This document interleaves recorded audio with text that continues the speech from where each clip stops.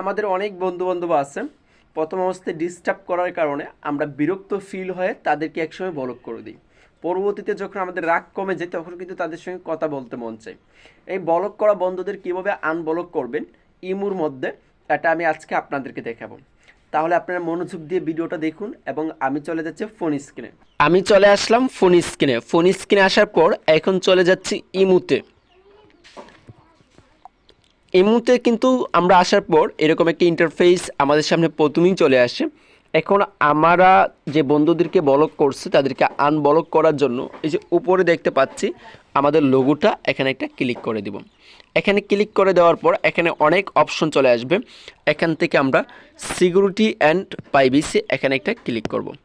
Click করার পরে একটু নিচের দিকে চলে আসলে এখানে আমরা পেয়ে যাব যে আমরা যাদেরকে ব্লক করে দিছি তাদের একটা লিস্ট পেয়ে যাব। এখানে আমি 11 জনকে ব্লক করছি, এই 11 জনের লিস্টের উপরে ক্লিক করলাম, তাদের নাম কিন্তু চলে আসছে। এই যে 11 জনকে ব্লক করে দিছি।